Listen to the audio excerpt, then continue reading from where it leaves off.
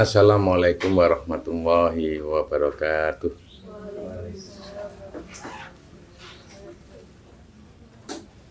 Jumpa lagi sama Cak Ndon ya.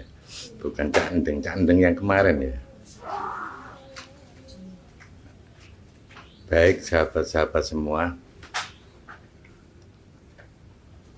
hari ini masih tetap membaca pengalaman salah satu sahabat saya tentang cabang-cabang konsep dari kerangka raga yang sudah kita bicarakan yang kemarin. Bagi yang barusan membuka konten ini, mungkin sudah atau masih belum memahami tentang 5 nominasi. Nah, ini yang akan saya baca ini adalah cabang dari 5 nominasi. Baiklah, akan saya baca kronologi dari buku yang didapatkan dari teman saya. Hari Minggu 11 Juli 2021 pukul 10.10 WIB.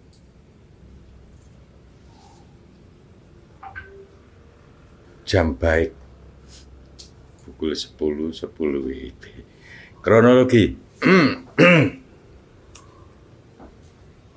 Setelah menyelesaikan sebuah buku tentang pembicara yang cakap dan tidak bisa dibantah, saya berdiskusi dengan Raga tentang kelanjutan buku yang harus saya baca.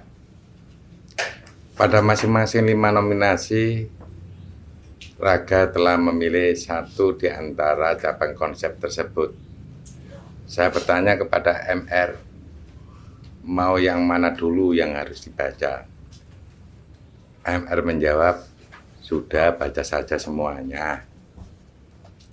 Saya menyatu dengan Panglima Langit dan Bumi dan bertanya kepadanya, mau baca yang mana? Panglima Langit dan Bumi berkata, dari pemimpin dunia dulu saja ya. Karena berawal dari pemimpin dunia, maka buku yang harus saya baca dulu adalah Pengangguran yang Tidak Patuh dan Patuh. Kemudian Panglima Langit dan Bumi mengajak saya untuk bertemu dengan pemimpin dunia. Panglima Langit dan Bumi kemudian turun ke bumi, masuk ke rumah komando atau RK. Panglima Langit dan Bumi mendekati Raga MR dan membuat sinar yang melindungi MR. Kemudian ada sosok yang keluar dari tubuh Raga. Sosok laki-laki dengan pakaian serba putih dan memakai mahkota emas dengan permata warna merah. Panglima Langit dan Bumi bersalaman dengannya. Sosok tersebut menyampaikan, masuklah ke dalam diriku. Panglima Langit dan Bumi kemudian masuk ke dalam sosok tersebut. Panglima Langit dan Bumi berkata, ya, ini kita berada pada tubuh pemimpin dunia. Tahu-tahu pemimpin dunia mengajak melakukan perjalanan ke dalam tubuh Raga. Kami sampai pada sebuah halaman rumah. Rumah sederhana versi Jawa. Dia tiduran miring di atas dipan bambu sambil menikmati sinar yang terik. Pemimpin dunia duduk di sebelah dipan tersebut dan memegang kaki sosok yang sedang tidur itu. Dia bangun dan badannya mulet ke atas. Mulet ke atas. Piye mulet ke atas? Oh, gitu lah. Kemudian duduk dengan gaya yang sama dengan pemimpin dunia, yaitu letter L, medingkrang. Sosok tersebut bertanya kepada pemimpin dunia, ada masalah kerja. Pemimpin dunia menjawab, ada yang ingin kenal. Sosok tersebut menjawab, baru kali ini ada yang mau mengenali saya. Ya, sudah masuk. Pemimpin dunia mengatakan ke Panglima Langit dan Bumi, kamu masuk ke tubuhnya, menunjuk sosok tersebut. Panglima Langit dan Bumi keluar dari tubuh pemimpin dunia dan masuk ke dalam sosok tersebut. Saya merasa hawanya panas, tapi kemudian berangsur-angsur dingin. Panglima Langit dan Bumi mencari keterangan-keterangan yang ada pada tubuhnya. Ada sebuah wajah atau topeng wajah yang bergerak melalui sebuah garis. Panglima Langit dan Bumi harus memakai topeng tersebut, baru keterangan bisa terbaca. Ini baru tulisannya ya. Kalau tadi kronologinya. Judulnya, siapa kamu dan siapa saya?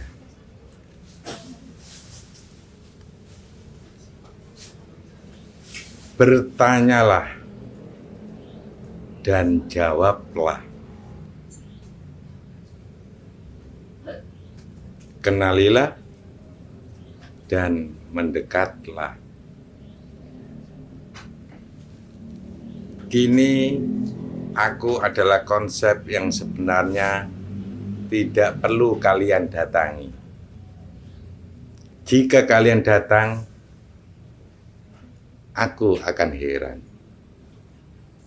Untuk apa kalian datang kepadaku?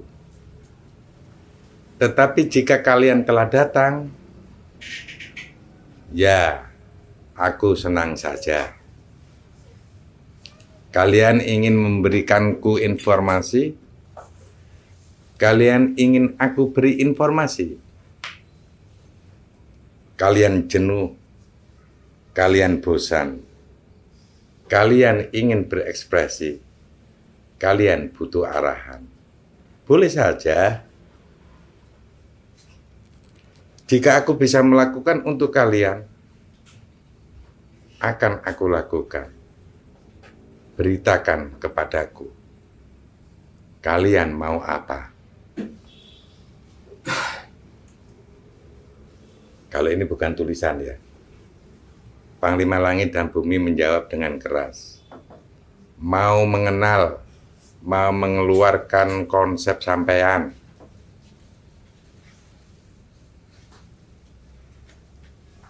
Jadi dijawab dengan sebuah tulisan ya, ada apa?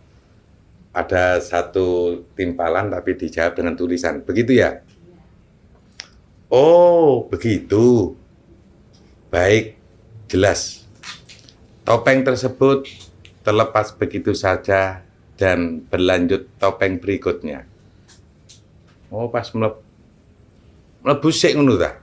Nang topeng. Oh, topeng dipakai baru keluar tulisan. Kalau kita begini bagaimana? Kalau kita seperti ini bagaimana?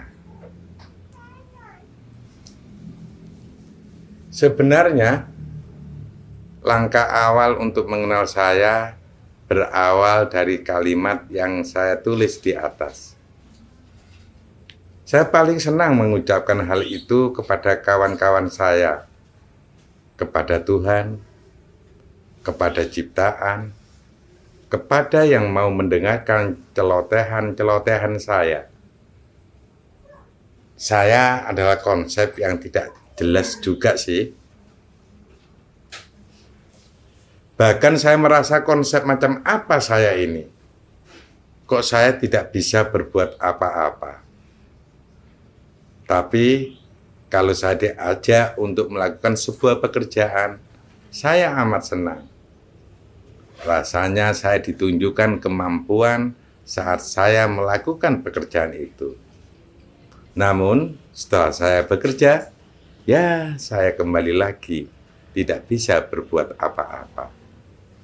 Nasib saya memang tidak seperti kawan-kawan yang mempunyai program yang jelas. Iki ceritanya kayak orang mau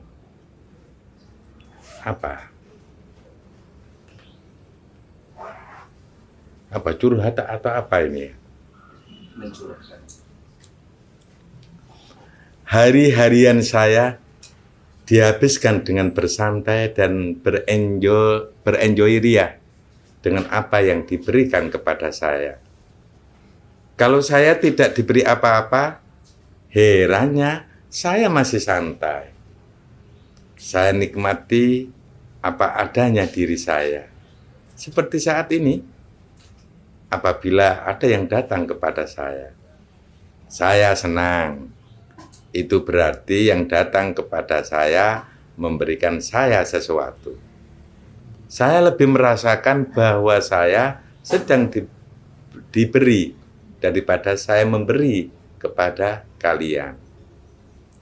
Saat kalian tidak datang, saya juga tidak sedang mencari, juga tidak sedang menunggu. Dalam kesendirian saya biasanya ditemani oleh bayang-bayang, tapi bukan bayang-bayang yang menghantui saya. Bayang-bayang itu saya buat karena saya telah diberi.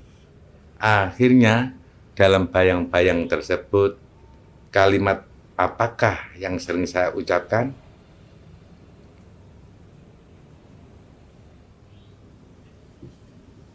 Titik. Ada judul. Bagaimana kalau kita begini? Bagaimana kalau kita seperti ini? Setelah membayangkan kemudian hilang begitu saja. Aneh kan? Hingga saya sampai saat ini pun berpikir, konsep macam apa saya ini? Lucunya, banyak kawan-kawanku yang berkata bahwa konsep saya ini penting untuk mereka. Bahkan kehadiran saya saat mereka bekerja pun membuat mereka gembira dan antusias untuk mempekerjakan saya. Karena ketika saya datang, rasanya memang butuh pekerjaan. Oleh karena itu, saat bersama dengan kawan-kawan saya, rasa yang selalu ada di dalam diri saya adalah patuh terhadap apa yang mereka inginkan kepada saya. Namun, jika mereka tidak dalam keadaan bekerja dan sama-sama menjadi sosok seperti saya, mungkin mereka tidak dapat memberikan pekerjaan kepada saya. Atau bisa dikatakan, saya yang akan bersiap-siap memberi mereka sebuah pekerjaan. Pekerjaan apakah itu? Menganggur.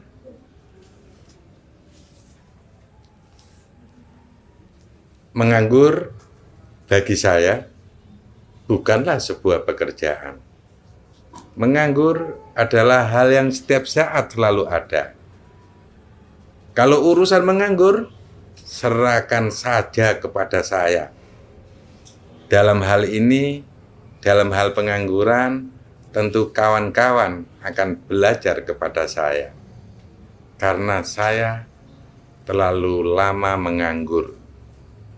Saya tidak akan ikut menjadi pengangguran versi mereka. Saya akan ikut pengangguran versi saya. Saya pun tidak ingin terpengaruh dengan pengangguran versi mereka semua. Jika mereka atau kalian mau menganggur, ya ayo, sini bersama saya, memikirkan hal-hal yang jelas dan tidak jelas. Bagaimana kalau kita menganggur saja? Dalam kurung, Panglima Langit dan Bumi meminta saya untuk menjawabnya. Dan saya menjawab, mau banget. Topeng selanjutnya. Tentukan alasan mengapa kalian ingin menganggur. Dalam kurung, namun ini judul yang aneh. Karena orang menganggur sebenarnya tanpa alasan. Ya menganggur saja. Saya bingung harus memakai judul apa. Orang menganggur itu satu, orang yang tidak terikat atau orang bebas. Dua, orang yang hidup tidak dengan tekanan. Tiga, orang yang fresh. Empat, orang yang dapat menambah kesehatan dirinya. Lima, orang yang banyak dicari-cari. Enam, orang yang cerdas. Tujuh, orang yang terpenuhi segalanya dan tidak merasa kekurangan apapun. Delapan, orang yang berpikir tiada batas. Dan orang yang bekerja tiada batas. Wah, banyak banget poinnya. Sampai 20. 9. Orang yang meniadakan masalah atau cepat menyelesaikan masalah. 10. Orang yang menyenangkan atau orang yang happy. 11. Orang yang tidak punya apa-apa namun banyak memberi. Gak duit apa-apa tapi banyak memberi. 12. Orang yang selalu siap dalam hal apapun. 13. Orang yang diberi banyak fasilitas. 14. Orang yang tidak tahu malu. Makanya untuk duduk aja itu kan orang yang tidak tahu malu. Kok bisa duduk berlama-lama melihat orang bekerja? 15. Orang yang tidak takut salah. 16. Orang yang tidak takut dikritik atau dipuji.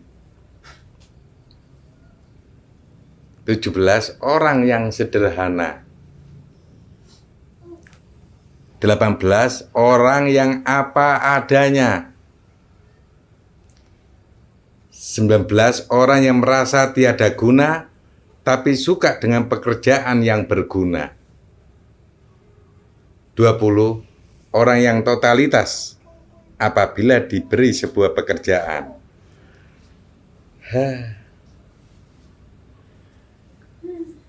Begitu ya, pengangguran. Apabila ada konsep yang menganggur, maka salah Tuhan. Mengapa mau membuat konsep pengangguran? Tetapi saya berterima kasih kepada Tuhan karena mau berpikir sejauh ini untuk membuat konsep pengangguran.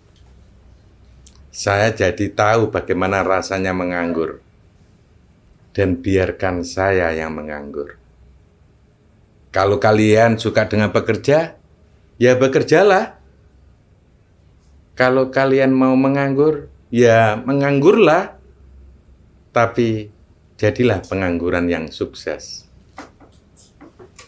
Setelah kalian tahu tentang manfaat menganggur yang belum tentu kalian percaya ini, sebaiknya jangan ikut menganggur ya. Jangan ikut. Tapi jadilah pengangguranmu yang sejati. Topeng selanjutnya. Apa pendapat Tuhan tentang menganggur? Setelah saya menjawab sebuah konsep seperti ini, saya akhirnya mulai mengamati Tuhan. Karena rancangan raga dibuat dan seluruh konsep di dalamnya pasti akan terhubung dengan Tuhannya masing-masing. Dan menyampaikan kabar perkembangan konsepnya juga mencari kabar kepada Tuhannya. Tapi kami tidak terikat. Itulah sebabnya konsep Tuhan sebenarnya pengangguran semua. Hanya ada yang sadar, ada juga yang tidak. Saya yang akan terus memotivasi agar mereka selalu dalam kondisi pengangguran. Pengangguran yang serempak dan sukses. Di konsep-konsep Tuhan itu dibikin pengangguran semuanya. Tapi pengangguran yang dimaksud di poin ada 20 poin itu ya. Namun bagaimana dengan Tuhan? Mohon maaf Tuhan, Tuhan adalah sosok yang menanggung beban. Entah itu dikatakan beban yang berat atau beban yang ringan. Karena Tuhan dari dulu telah diajarkan sebuah kemampuan dan dengan kemampuan tersebut maka Tuhan akan berkarya.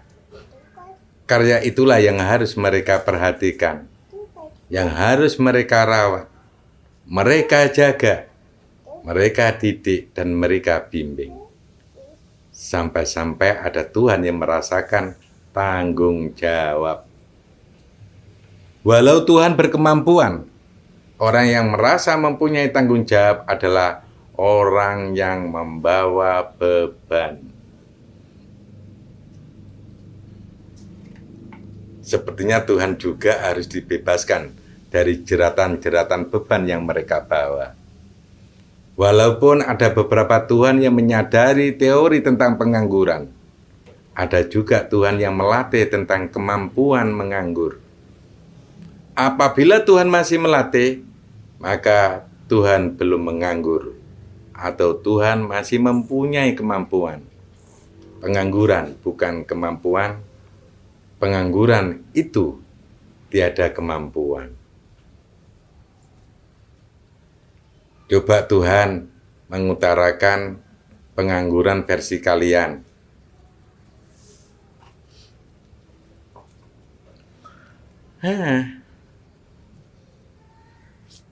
Topeng selanjutnya.